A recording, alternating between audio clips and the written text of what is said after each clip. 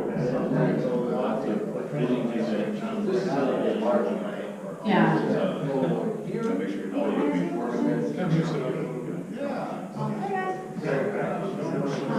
Yeah, she said it's like rich. All right, let's start. Are you ready?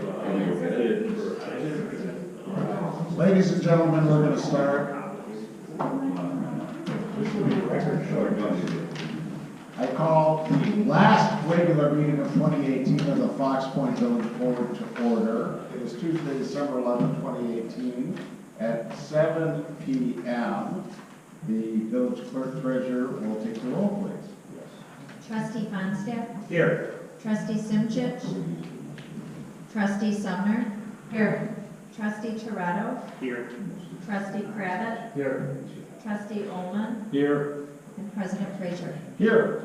Agenda item 2, persons desiring to be heard. Would anyone care to be heard on an item on or off the agenda? Hearing none, we'll move to the consent agenda. Does any board member wish to move on the item from the consent agenda? Mr. Fonstadt. Items A, C, and K. A, C, and K. We'll remove those. I would like to remove item J. Any other items? I will entertain a motion to approve the consent agenda, absent the items we have removed. So Mr. Fonstadt moves approval. Second. Mr. Kravitz seconds. Discussion? All in favor, say aye. Aye. Opposed? Those items are approved. We move to new business, and we will start with item A as an add-on on the consent agenda, the minutes. Mr. Fonstadt. Yes, a couple minor changes on page 1, line 47 of the minutes, November 13th minutes. The first word, construction, I think I would recommend we call it reconstruction. And then later where the word, it says after it rained, put an S on it. Oh, yes. Was that it? That's it. I'll ask unanimous consent for those changes. Hearing no objections, we will make those changes to the consent agenda on line 47. Consent agenda item B, approval of the minutes of the November 19th, 2018 village board meeting. Mr. Fonstadt. Well, I didn't take that one off. Oh, I'm sorry. C. We will skip to C. Okay. Thank you. We're out to C. Yes, Merrick Landscape.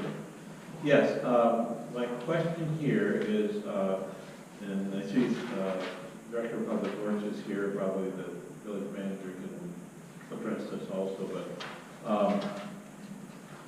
this is Indian Creek, the perennial cattail problem, and as I understand it, we have not accepted the tender of the maintenance of Indian Creek that MMSD has asked us to, what we were supposed to do after 5 years, but we decided not to. So that's my first question. You want to confirm that? If I might, Mr. Rainmeyer will address that, but I want to point out that we met with MMSD Executive Director Kevin Schaefer yesterday, and one of the items we addressed at the meeting was Indian Creek. Okay. Correct. And then, my other question is, this would be approving $12,530 for next year. We've been spending some money, and the question is, are we seeking reimbursement from MMSD for these maintenance costs? Okay. So those are the two questions. So to answer the first question, it's not the maintenance that we would take on because we've already done that, it's ownership. So they're looking to transfer ownership of both Indian Creek and the retention basin on the west side of Port Washington Road.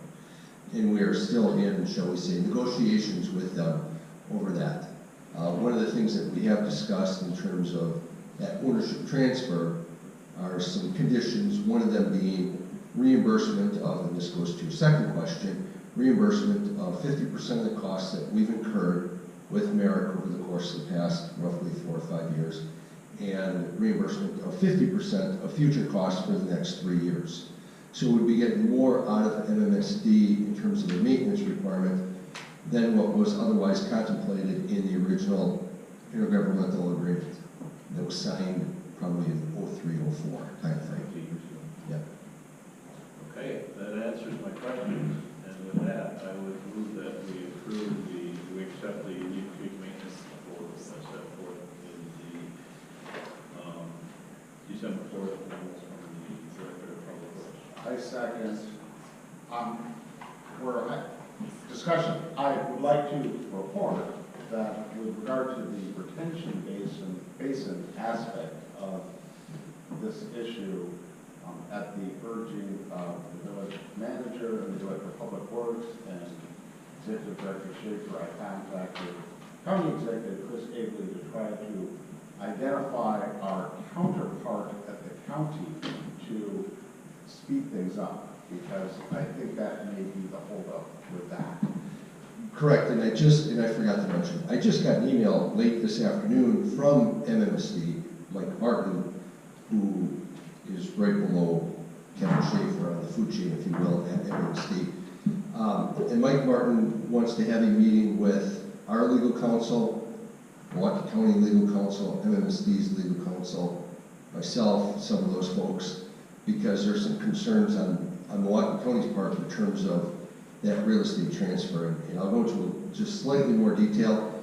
The reason why Milwaukee County needs to be a party to the agreement for the retention basin is because when the whole basin was contemplated, MMSD was going to construct the basin as a dry basin, similar to what's at Regent and Dean Roads.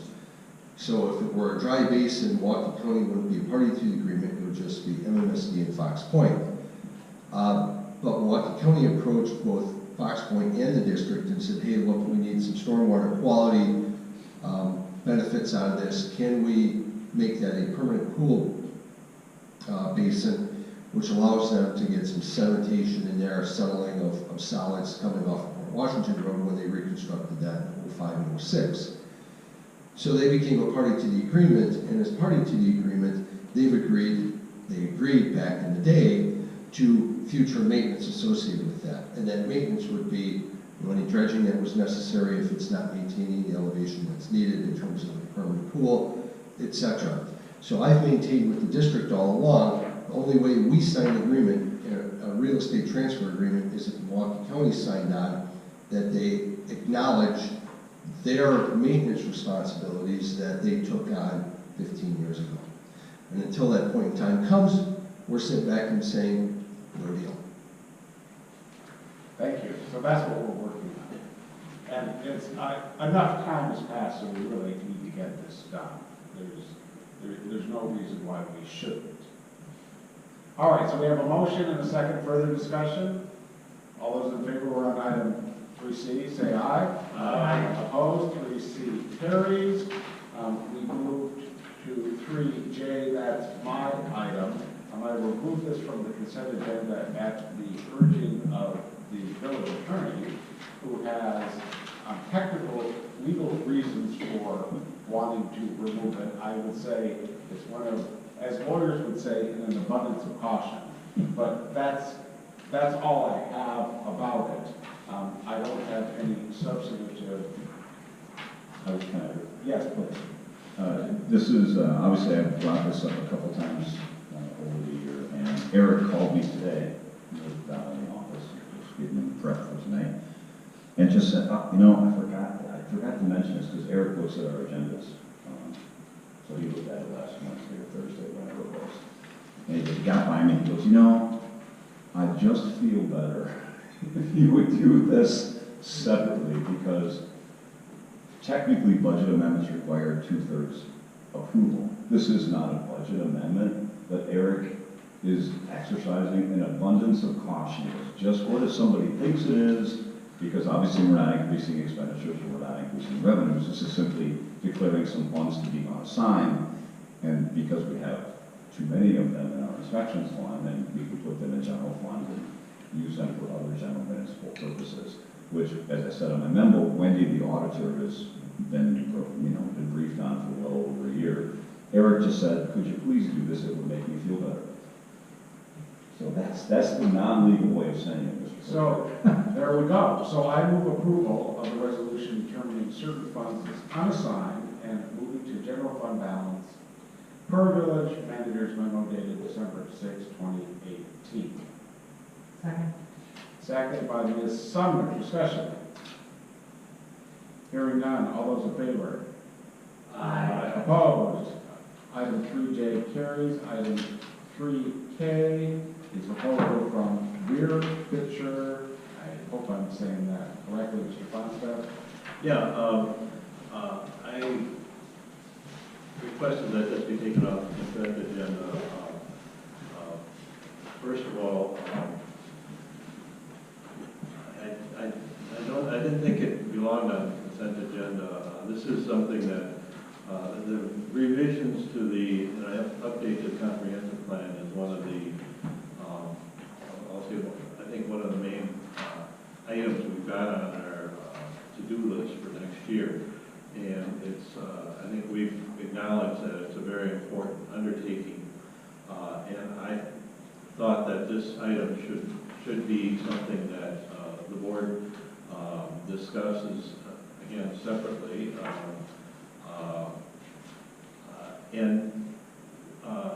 Having said that, I did have some comments on the material that was in the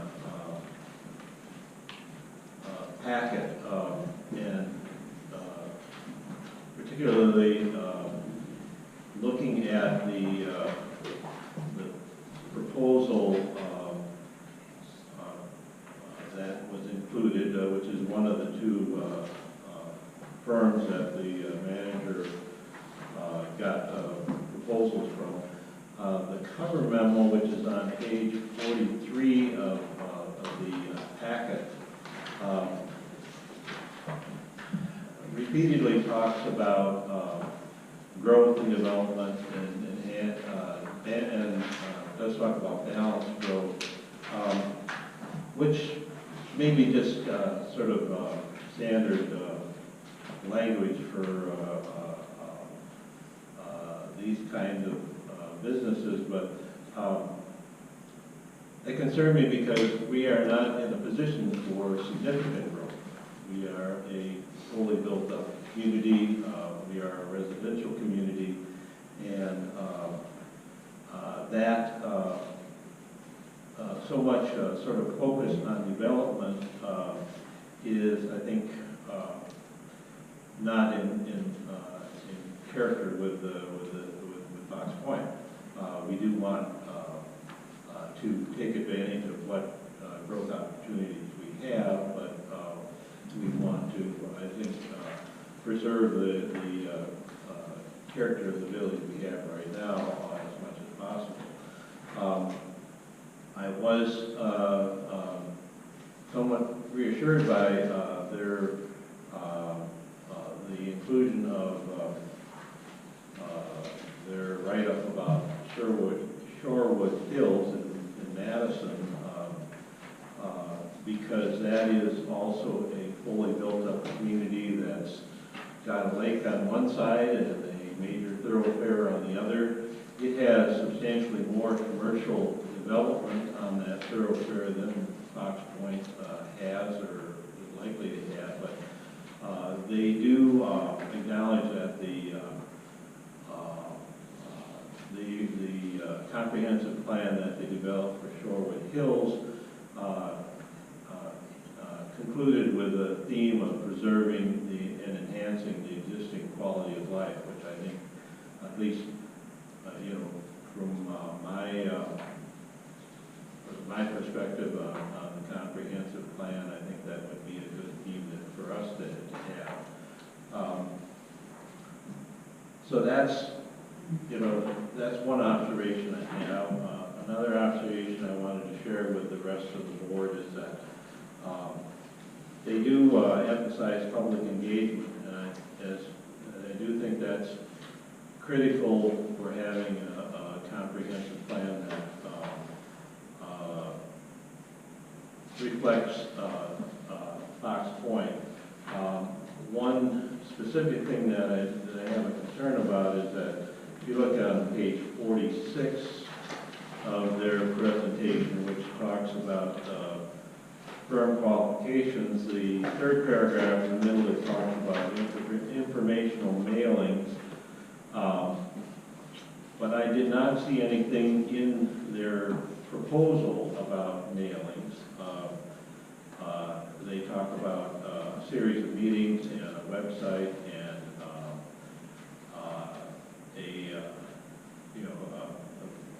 workshops, but it wasn't clear to me what role mailings would play. We've heard from our citizens that to have to fully reach our community, it may be necessary to do mailings. So that's the concern I had. And then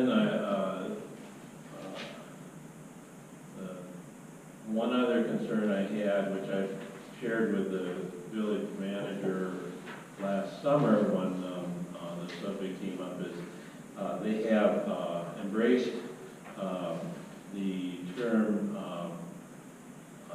strategic domains, which is one of Scott's favorite terms, but I cautioned him then, and I think we have to be careful. It does not have to me that term doesn't have an obvious meaning. It strikes me as jargon, and I think we should, if we go forward with this project, we should be, try to use simple English and speak clearly when we talk about what we're trying to do. I understand the concept of strategic domains. I just think it's not particularly helpful to use that term when you're dealing with people who aren't intimate with the strategic planning of municipalities. So my final point is probably the most important, which is, again, goes back to this being on the consent agenda. We're pretty well far down the road here with we got a proposal to hire a consultant. I expected that the board would be involved in the process of identifying the consultant and preparing an RFP for consultants and reviewing the submittals, and that's all been done by the village manager and the assistant village manager. I'm not saying they haven't done a good job, but I think I expected that the board would be involved in that process. So those are my comments. I think we'll frame this as questions for the village manager who helped screen these proposals. Ms. Simchich? Well, this is kind of my wheelhouse. So, I actually did speak with Scott about the proposals and the RFP along the way. And while I didn't see the RFP, the final form, certainly seemed like it was going to be appropriate in my professional experience. In reference to Mr. Fonstad's comments about growth, I think part of that is that the term came out of the grant process, which is no longer, but smart growth. And so it's a professional term that talks about how and where you place things and adjacencies and all that stuff. So I'm not alarmed by that term. Okay. I can see how it would be alarming, perhaps, but it's kind of what planners talk about even when there's no growth. So, I mean, no growth is growth. So that's my perspective, which may not allay your fears at all, but it's just my perspective. And the other perspective that I have, there are only a few firms that would do this and could do this. We are small, we don't need that much, but we do need something. And we need something bigger than we have. I've said that since we adopted the thing that we have. So I mentally had a short list. Again, Scott and Mike asked me what my short list would be. They had already done their own research, and they actually came up with the same. So, for the most part, they actually included at least one other that I wouldn't have, but only because they produced what we have before. So they were a little bit more inclusive than I would have been. And I have to say that in regards to the comments about mailing, that's an interesting point. It would be very unusual to have every single form of public participation mapped out at this point. It would be more common that some of that would be kind of a push and a pull between the consultant and the community that changes and grows as the understanding of the community grows. So I guess, again, I'm not super alarmed. However, specificity going into a contract is helpful. Yeah, I think you kind of answered all of my questions, and I guess I would just hit on the two big ones. And what Christine said on the mailing component, I think is part of a bigger thing, and I actually have a probably 18 by 24 thing in my office that's still in draft form, where we met with, you know, two clients for probably 90 minutes apiece. And I made this spreadsheet, and there's multiple ways you can reach people. And we've kind of begun, even today, I met with the church about some issues. You reach people through church bulletins. You reach people in partnership with grocery stores. So say you go shopping, you have little things that say Plus Point has a comprehensive plan meeting. So there's a lot of ways to reach people besides just the mailings. And what Christine said is right. We may or may not decide to go down the mailing route. We do have issues in the wintertime. And part of it is when we do have issues in the wintertime. We do have a number of snowbirds, I guess, for lack of a better term, that Kelly knows sometimes when we mail stuff, hearing notices and stuff, they come back. So mailing may or may not be the best. There's some strengths to it, and I think it's certainly on the table, but at this point, I'm not sure that that's a guarantee we're going to do that. We may do other things that are have local touch points to them. In terms of the process and the village board's participation, certainly you guys can do whatever you like. I certainly followed the guidelines I laid out in the memo I gave you all in the summertime, saying, here's where we are, here's what I think. Does anybody have any questions about the proposed scope? Didn't get any really questions on the proposed scope. We're going to go through this process, and I'll bring it back, and that's where we are. So that's how we ended up getting here. And if there's another process where you all wanted to have an engaged interview process with, as you said, frankly, a very few number of firms that would do this, then we can do that, but I didn't get that message back when I gave you the memo in the middle of summer. So that's why we went through the process we went through. Oh, I have something else to add. I had sort of mentally thought that it would get down to these two finalists, and I have to tell you, this is not a $42,000 job. It's just not. There's no chance. Either one, in my experience, have done good work with similar types of things. That 42,000 number means to me that they're very busy and they don't want the job. Yeah, I was wondering about the sound, I mean, I would expect that experienced firms would not be that far apart unless they are just doing a courtesy bid and saying, Well, and when I spoke to Scott about it, it was interesting because he asked me if I wanted to see the proposals and compare them side by side. And did I want to know about the prices because there was a differential. And as soon as I heard about the price differential, I'm like, there's no choice because it's just, there is no way that somebody should be bidding this job for $42,000.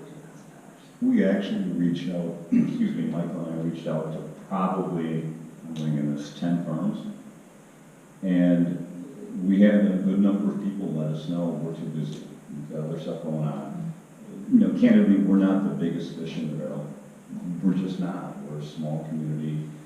This is probably about a $25,000 job, and if they can chase down other jobs that are more lucrative, that's where they're gonna put that's where they cast their bait there.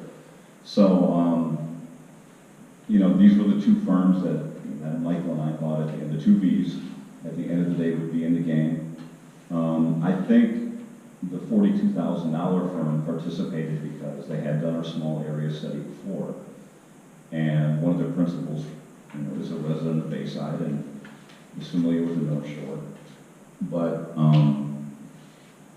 you know, they were substantially far apart. And to be honest with you, the first numbers they gave us were much higher than $42,000. And I candidly took these two documents and I kept doing this to make sure, you know, you always are concerned, it's too low for a reason, it's too high, not for a reason. We kind of just set them side by side. And then I went out to Boston one weekend and I handed them to Michael, said, could you just lay these side by, make sure I'm not missing something. And at the end of the day, it's just the matter of, I think, it's almost like, they wouldn't characterize it as a courtesy bit, but they didn't really sharpen the pencils all that much. And, I mean, part of it might be that, to be honest, they got $17,000 to do a small area study that we probably overpaid them hundreds of % for that work, in my opinion. We did. So that would be, I guess, my response. Mr. Hoffman? Yeah, well, I take comfort in knowing that Trustee Simchek is familiar with the firm, and I conclude from her comments that she thinks this is, you know, the firm that was came in with a low bid is a good firm and will do a good job for us, and that's really, you know, we have resources on the board here, you know, and all of us have a responsibility to make sure this job is done right.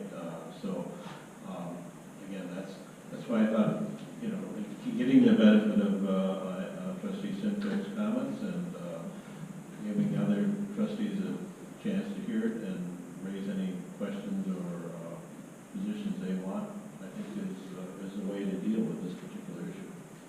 Just two other things. And we are going to, we spent a lot of time talking about public participation, I guess, and how important that was.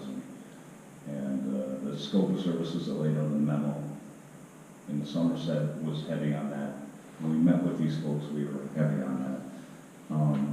But we did spend an extensive amount of time with this firm talking about the Shortwood Hills project, because we said the same thing you did. It's got a lot of similarities to Fox Point. And so we're going to frankly steal liberally from what they did, because it seemed to work and it seemed to fit us. But we saw the same thing you did in terms of, I think this was a firm that also did Boston.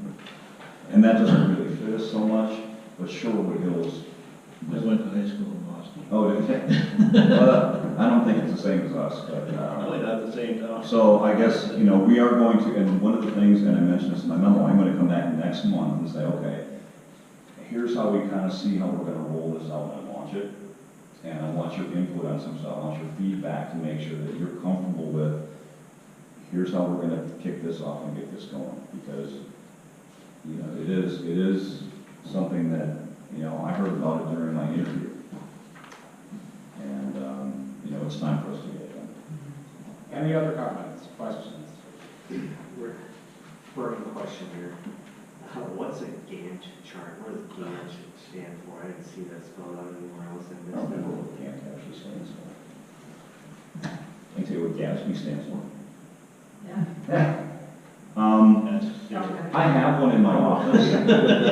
If you want to come into my office, I can show it to you. It's just a, let me ask. You're smart. You remember Gantt charts from grad school? They use them rarely in finance. Well, I'm not asking Brandmeier, so. Well, it says here, it says this looks more like a timeline. Yeah, They're similar to that, but sometimes they run this way and they can have circles that start and stop of projects, and they move in by colors. A lot of times they're dealing with critical math items. Yeah, it's, So they can identify, you know, you have to have this done by a certain date. No, there's The whole thing is. Oh, yeah, actually can't show us. This is like very. Mr. Feinstein, would you like to make a motion? Sure. I move that we approve the proposal of Becker, I think, Becker, for the provision of consulting services assisting the village in the comprehensive plan update / amendment process as set forth in agenda item 3K. I second. Further discussion? All those in favor say aye. Aye. Opposed? 3K carries. 4, new business, consideration of establishment of trustee email accounts, Mr. Manager. Yes, I decided just to do this verbally instead of writing a memo on it, because this is actually really simple, but I just want to make sure that this is okay and no one jumps up on the table and says, over my dead body, but not Mr. Frazier. In the budget you approved in November, there was, if you remember, a component to incorporate Office 360. Looking down the road in 2020, which is not this year, but next year, on the capital schedule, the fiber capital is scheduled to replace the Office desktop computers. They're going to be 6 years old at that point. We're still running Windows 7. I think Windows up to now 10. And it's not supported anymore. The good news is that if you've ever read about intermediate technology, which is I think Schumacher in the mid-60s, it's simple and it never fails us. So there's something about the simplicity of it. But the reality is that over time we're not able to play nice with each other because we're kind of behind the curve. I mean, play nice electronically. And so one of the issues that we've dealt with is that with the police station next door, they're not on the Exchange server for email, and we're getting the basic Office 360. We're not getting the loaded up one where we can work on the cloud and stuff, because frankly, we don't do that. I'm probably the only person that does it. I just do it on my Mac at home and I email it to myself. It's the lowest common denominator. But one of the opportunities we have is to give each one of you a Village of Fox Point email. So it would be, first letter, initial, last name, or something. I think yours is D.H. Frazier, right? And Mr. Frazier's the only one that has one right now. I had a conversation with Eric Larson, and he absolutely loved with the idea. For the primary reason, it segregates your personal emails and your elected professional emails.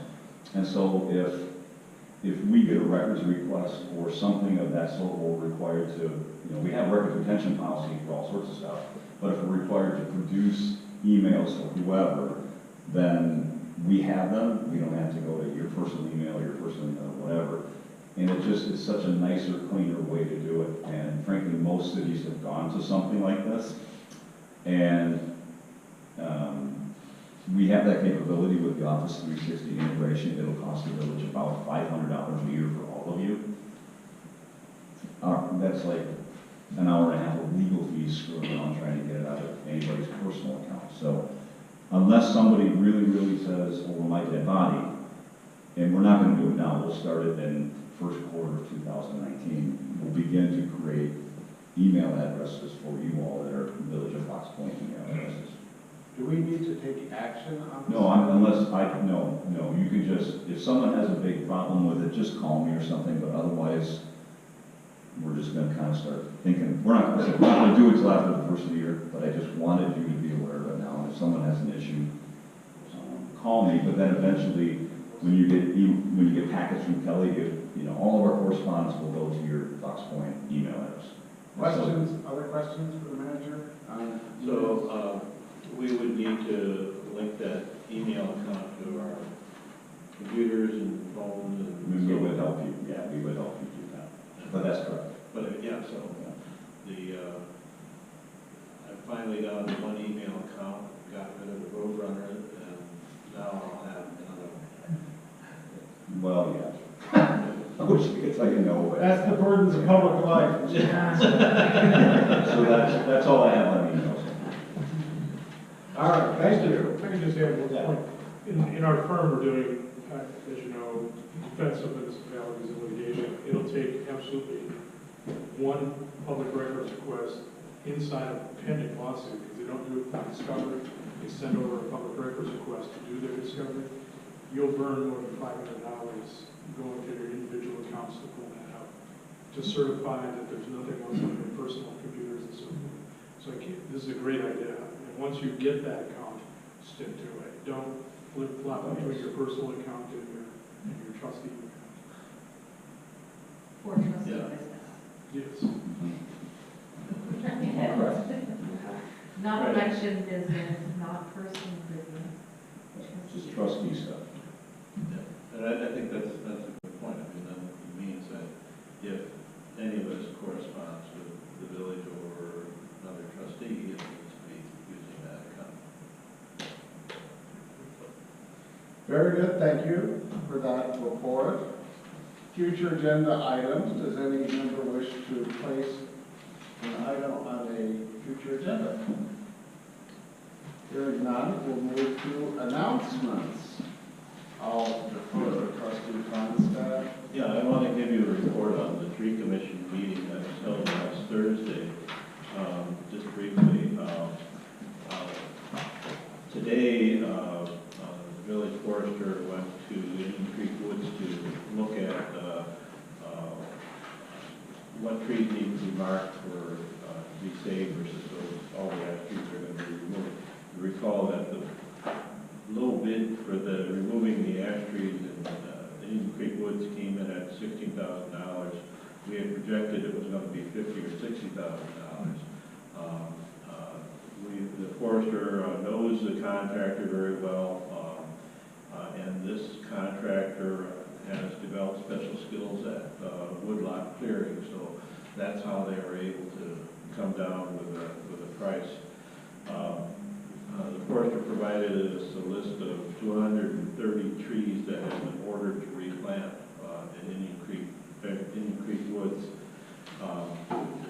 At the recommendation of our newest member of the Tree Commission, Matt, who works for the County Parks Department as an arborist, we're looking into doing some of the planting in the fall because they said they get better results that way. We're also looking into enlisting the help of volunteers with the planting and the watering of the new trees. The village contractor that is responsible for removing ash trees this winter has started to do that work. My neighbor's tree went down last week. A total of 49 trees are scheduled to be removed by the contractor. These are the larger trees. In addition, DPW will be removing another 100 trees. And we have issued a request for proposals for 99 trees that will be replanted next year to replace those trees that are being removed this winter. We are preparing the applications for renewal of designation as Tree City and also as Bird City, and the Garden Club is donating the $125 fee for the Bird City application. You can mark your calendars for April 26th. That will be Arbor Day next year, and this year we will be observed at Mapledale School. We've been working to get them involved for the last couple of years. We've had it at Stormont for the last several years. Getting Mapledale involved is a good development. There will be an article in the January issue of the Fox Point of View that will describe the revised policies that were adopted last month on collection of yard waste, and particularly waste from diseased trees that have been removed. There's also going to be an insert in your real estate tax bill, which is going to be coming out shortly. And finally, we had an interesting discussion about trees with invasive characteristics. Turns out, this again from our new member who works for the county, there are some trees that are on our recommended list that, if planted in particular places, will start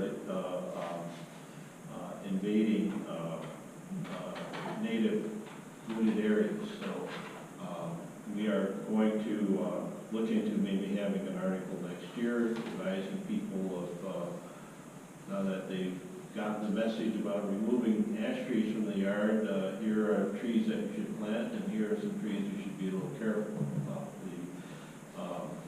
It's not that these trees on our list can't be planted, we just have to be careful where you plant them. And the forester is going to be revising our list to make that statement. So that's my report. Thank you, excellent report. Trustee Simchich, No announcements. trustee Sumner, No announcements. trustee Torado. No announcements. Trustee Crouch. No messages. Mr. Ullman. No, no. I have a few. The first is I want to thank and congratulate the village clerk treasurer for running a wonderful election cycle ending last November. I think I forgot to do that at our last meeting, but I didn't want to get 2 meetings in a row. That was we had very good turnout, and it was a very impressive operation. So thank you. We appreciate it very much. Thank you. And happy holidays to everybody. Mr. Manager. Just two things. One is I made a note on there so I wouldn't forget is the question of library financing. And I just wanted everyone to be aware that Susan has approached me just to begin very much conceptual, peripheral discussions on potentialities insofar as library financing goes. That, obviously I represent Fox Point and I'm most concerned about my budget, but as a member of the Fox Point or the North Shore Library, to offer whatever assistance I can offer to Susan and the library folks in terms of maybe some financial guidance and opportunities. But I wanted you to know that because I don't really work for the library board, I just always want to be transparent. So if you hear me talking to Susan about financing, that's why. Second thing I have real fast is in front of you, you'll have the mill rates worksheet. Tax bills, and Kelly told me tonight the tax bills should be mailed on Thursday. They should be in the mail on Thursday. Okay, which means you guys should all leave town by Thursday. So but they'll be in the mail on Thursday, so people will probably start getting Friday, Saturday. And not that you'll have a lot of questions, but maybe a citizen will call you with questions, and depending on where they live, you can give them the mill rate, the lottery credit, which is actually up for us this year. I was kind of on the assumption that lottery sales were a little softer, but apparently, what was that big gazillion thing in the middle of summer? Apparently, they had little sales, and it's up a scooch. But that's all I have. Can I see a question on Yes, Sure. please. this? So these numbers, Oh, oh, you can call me though. I can probably just figure it out on my own. You probably can. I'm feeling it's just some rudimentary addition. You know what? Would anyone like to make a motion to adjourn? So moved. Second. Mr. Funstead makes the motion, Mr. Torado seconds. All those in favor say aye. Aye. Opposed? We're adjourned. Thank you for coming. Happy New Year. Merry Christmas, Happy New Year.